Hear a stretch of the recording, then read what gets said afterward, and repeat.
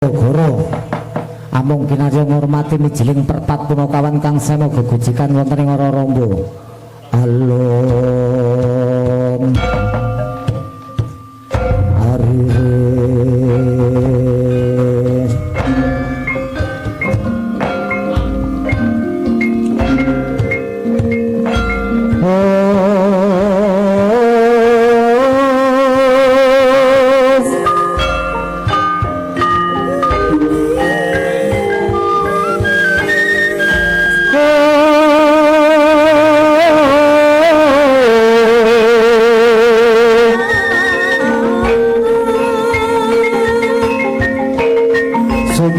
suaraning karengyang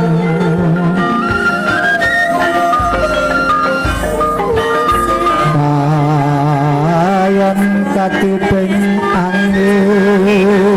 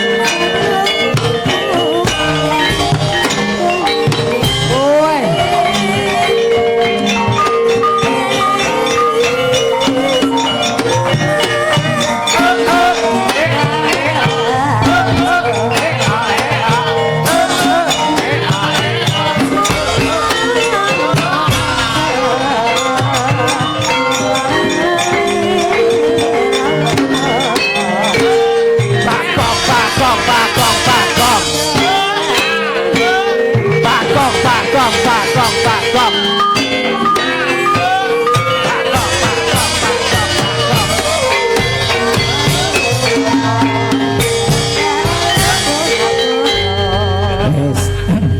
Jam loro goro-goro rasa suwe-suwe.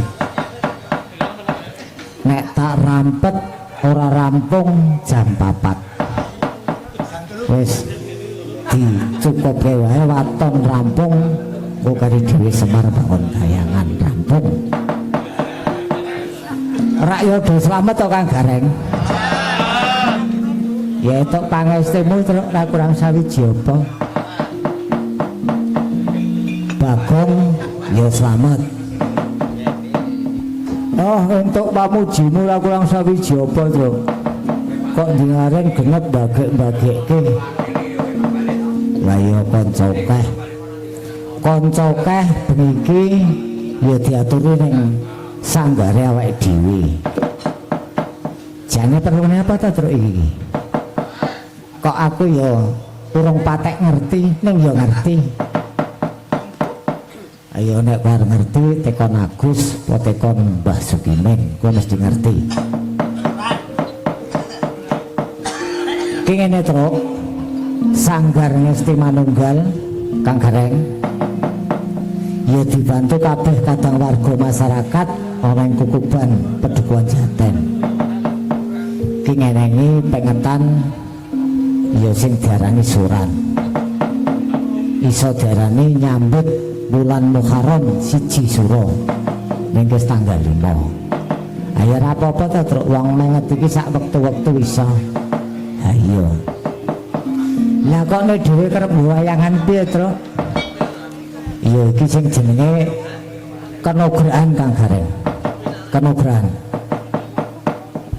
Awit duk nalika semono iki aku nate matur karo panjenengane Bapak Umaruddin Masdar. Yen sesuk wayangan ning Jaten. Ayo donga tak kekke ngene kidul kono. Ning kabeh mau kahanan. Ya sing sedulurku kidul kono kabeh iki lagi duwe gawe sing luwih penting katimbang wayangan. Mula saiso-iso ya awake dhewe pradah tak tampa ning mbuke dhewe ning sanggar. Ya senajan ujupe kok ngopo. Lah iya. Apa kuwi ora iso dipindah ke kono-kono apa, Truk? Ora. Soale lehku ngajuk kowe iki wis ning Pedukuhan Jaten. Dadi kudu ora iso ning Jaten. Wah, jan repot ya, Truk, ora repot. Ora repot. Kabeh kuwi garek arep ngayahi kewajiban.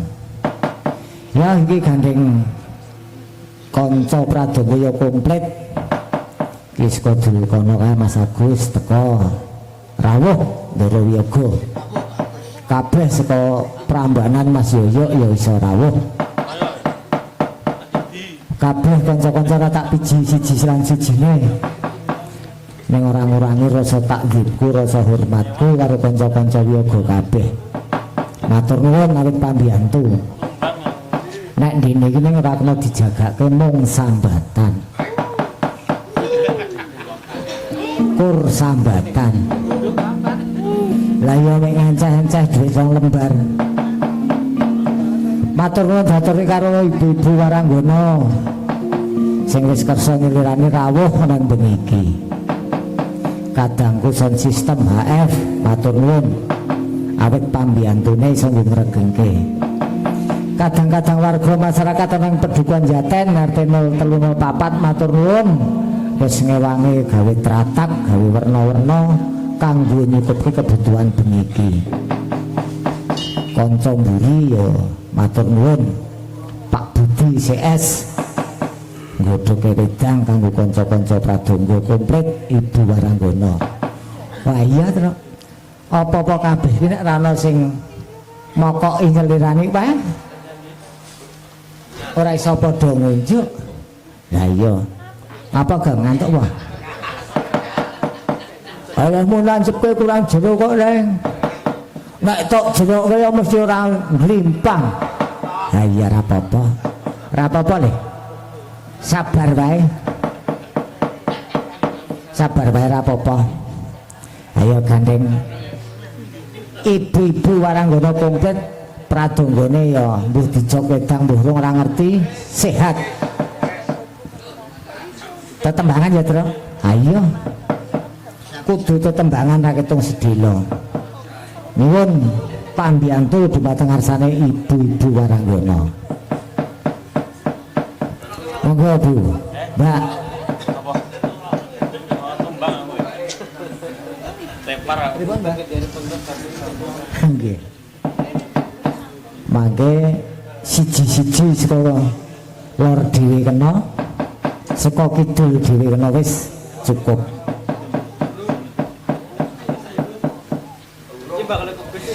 Saking sing lor dhewe Burubiah.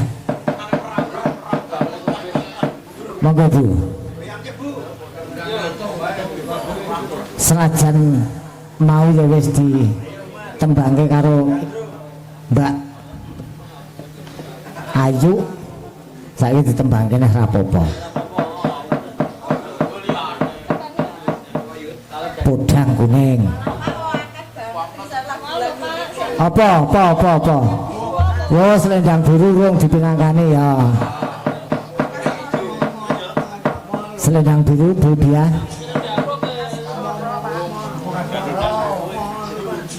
Ki sing di Gubuk Asmara apa selendang biru? Ayo Gus, milih Gus. Selendang Asmara. Oh, Gubuk Asmara, nggih, Gubuk Asmara.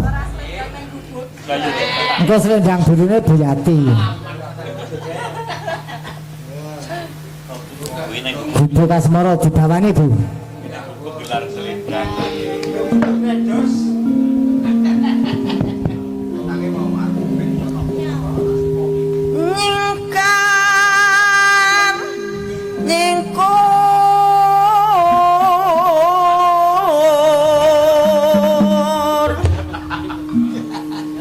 Nyingkur Gus.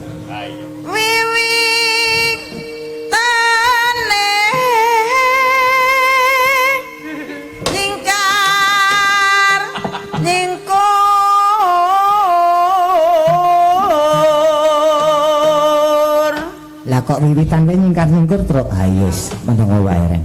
Geger sama geger. Ling samyan kae mutan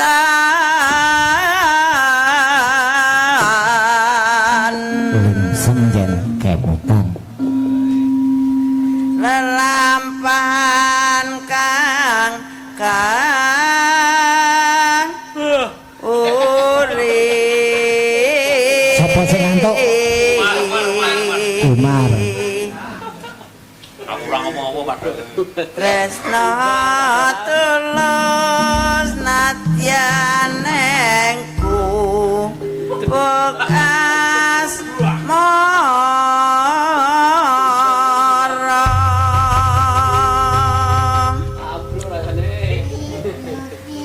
yen lewat aku kelingan kumpul kae biyen berlere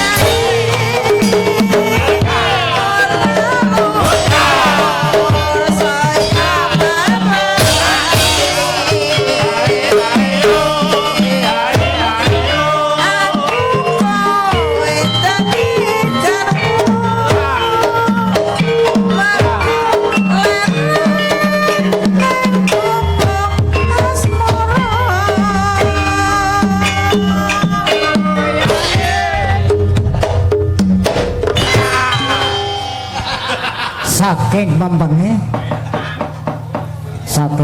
digejeluk-gejeluke karo Mas Prapto ya apik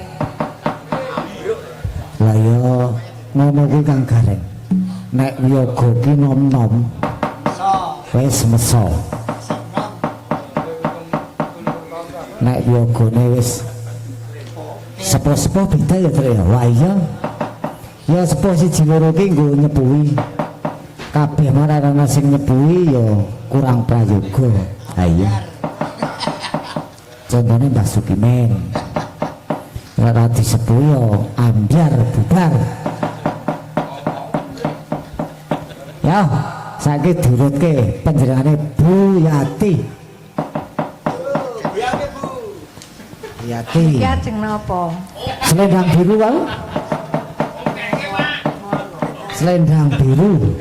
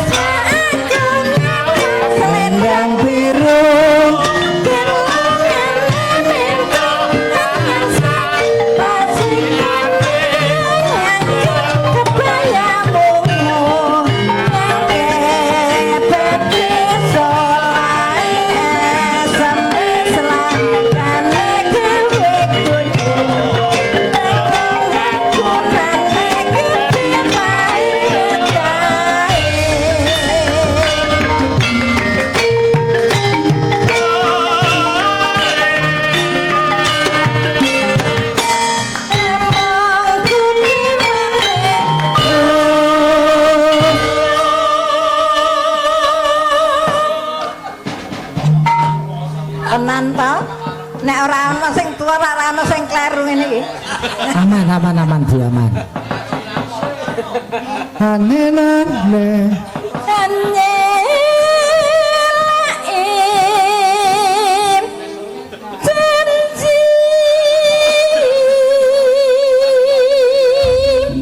nilai janji selendang biru among enake ati ora tekan batin setiamu Doro yoga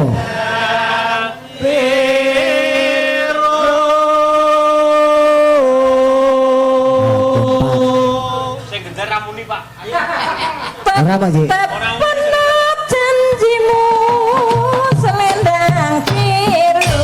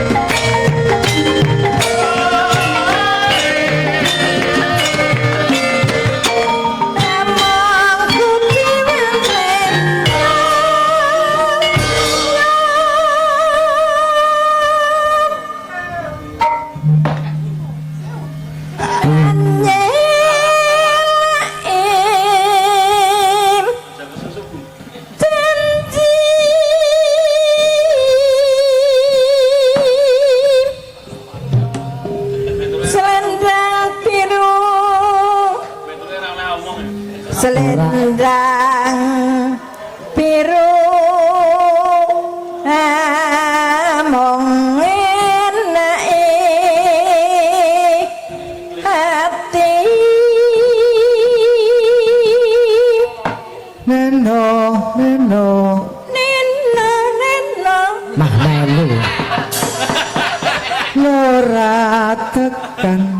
manut jenengane. Wah nggih, saya kok manut niku. Wis rasah bantah. Yo Pak Men. Karek yo.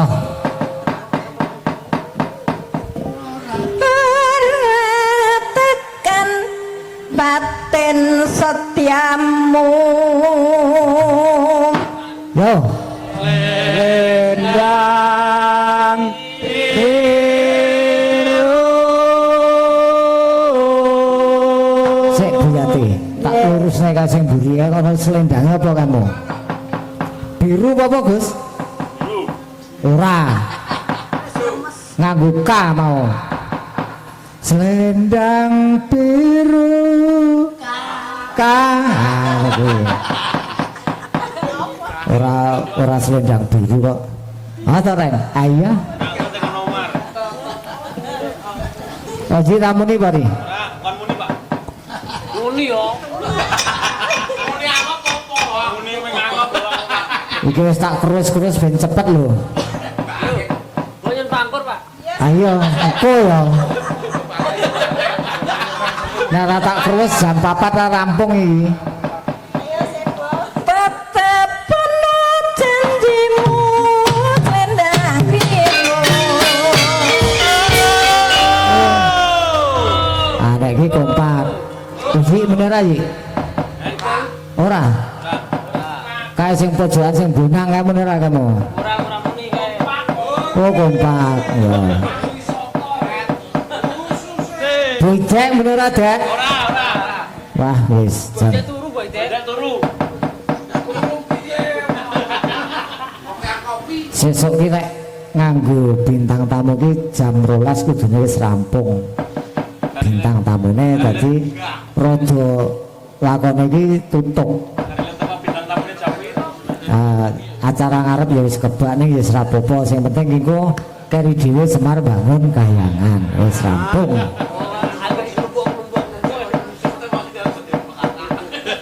Pun suwuk Bu. Angge wis digoprake kok. Saiki Mbak Wiwit urung nyengkeng kan mau. Ya Mbak nyengkeng Mbak. Ojo anu, Ora ana sing request kok tak buka-buka HP ku. nek iso sing gedar nyambut gawe. Tinggal katresnan Mas. Jane ngeten iki, aku ki ya nyuwun ngapunten kelangan generasi kutut manggung. Jane pengen kutut manggung ya nyamleng gara-gara iki. Kutute agian. Dikutut ke manggung Mbak? Sak dugine Mbak? Duh, Pak niki nembe esa ing lho. Wah, Gua saran gawe karo tutut manggung. Nggih, saras mawon sik kutut manggung. mulai ngopo? Kula sing guyak-guyak mawon. Ya Mbak Saras diberkahi. Kututnya dangunge Mbak? Wah, wes. Dangdut, gedangdutnya wis ora Mas tutuk. Nggih, monggo Mbak Wiwit sak medale. Sore yang betul kutut manggung. Jalo ngombe. Yo, kanca kurang.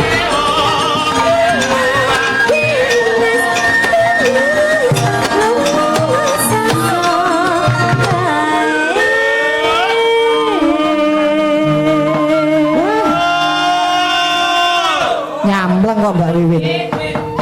Nyamleng. Wis to, tenan apik. Ora apik ning apik.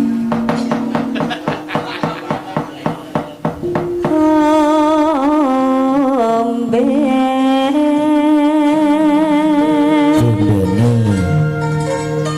Ben omben,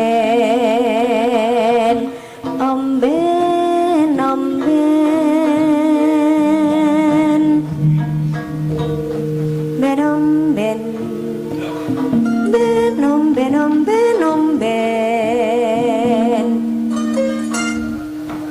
Hatta omben, Ora apa-apa wis terus. omben, nan, nan.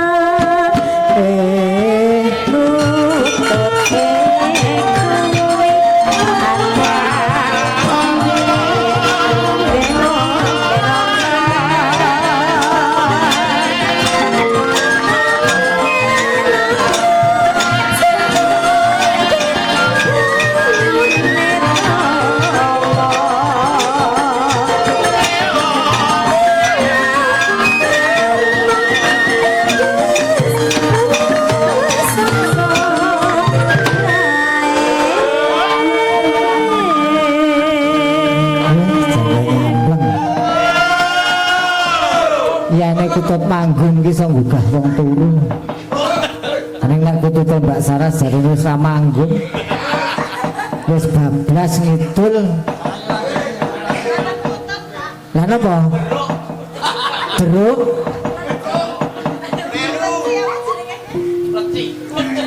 Podang kuning.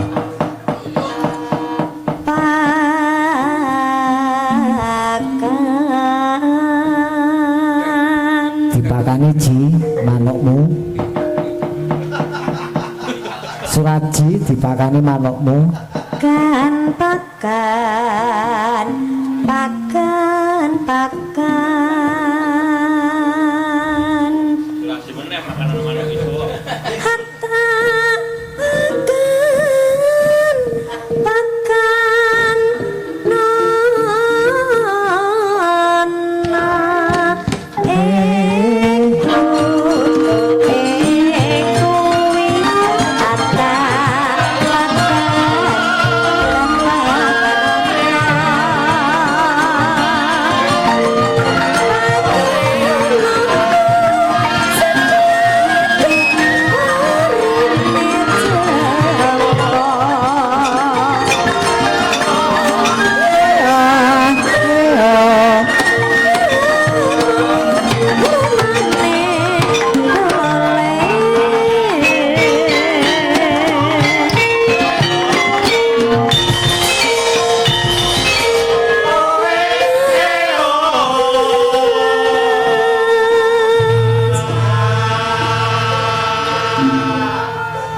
Jangga kudu tembak wiwit nyampleng.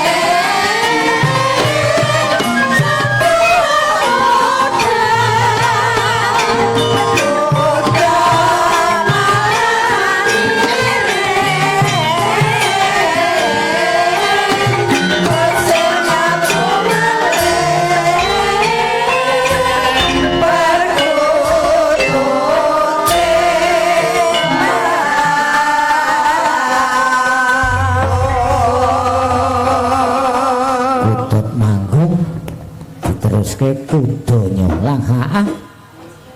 Jan nyamleng ya trek ya ayo. Mbuh Bagong kok rambut gicik. Aku agek momong. Aku rasa begicik sing penting kowe jojogetan. Ha iya.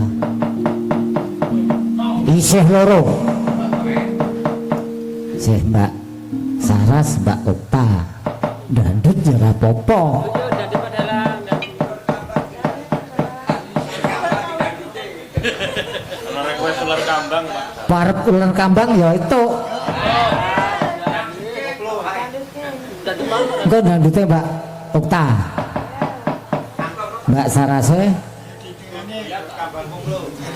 ular dikambangke. Wis tau tenang wae.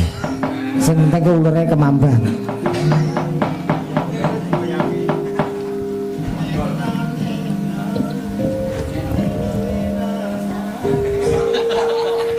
Saji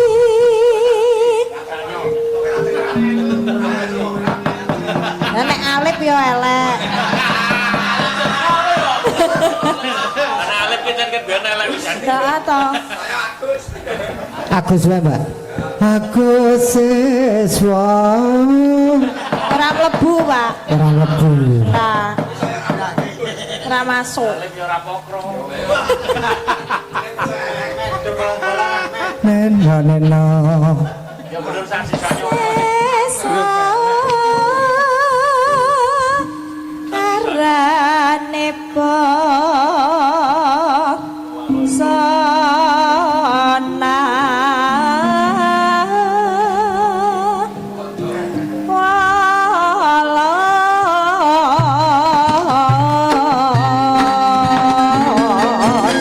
Sae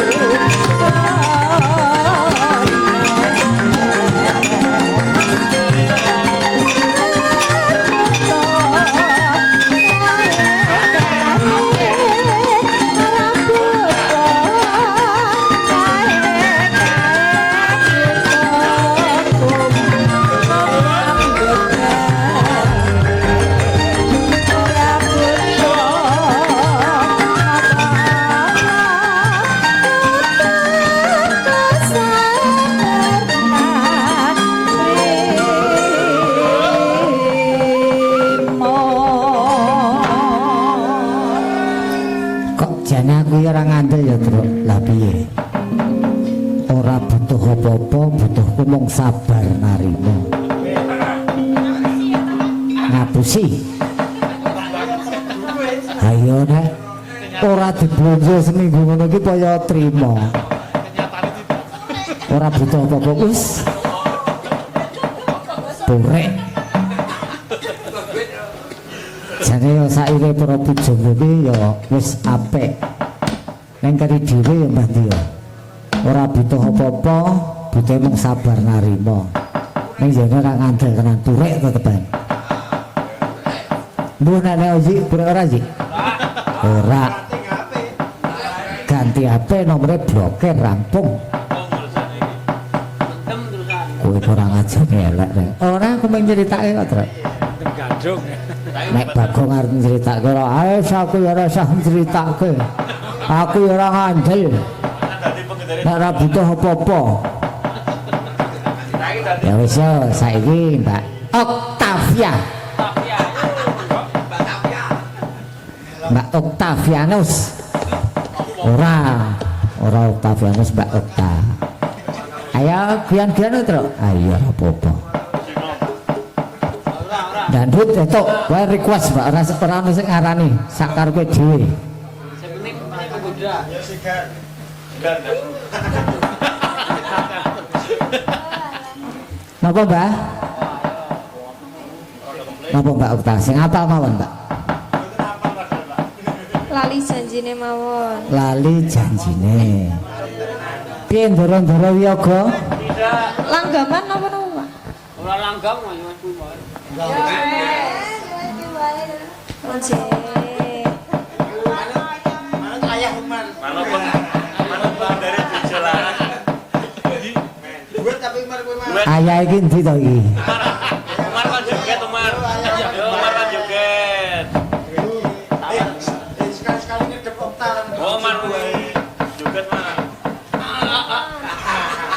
Ayo Mas. Ayo Mas. Ayo ora apa-apa. Bukakno jek, Pak. Ning Umar kan joget pas Apa ndak? Iya dibapani nok Cahyu. Langsung, Mbak. Oh langsung ya itu. Itu langsung ya. Juga ndak viral. Wis rasane lek jam. Kurang jam 3. Wis tonggo setengah 4 bubar. Nah, jam 3.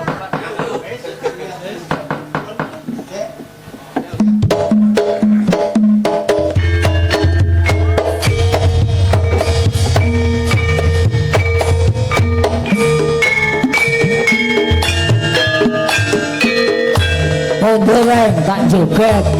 Ya, bener.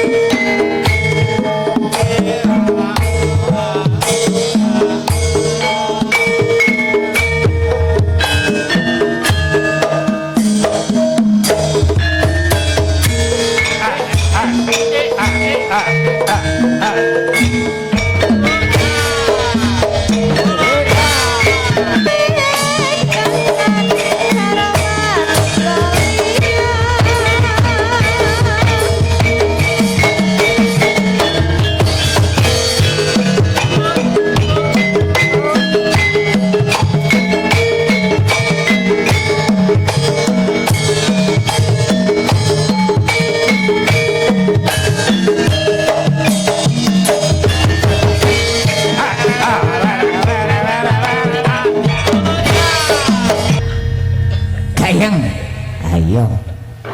Wis mesti garenge Ragam. Ayo. Wis tak rewangi jongklek.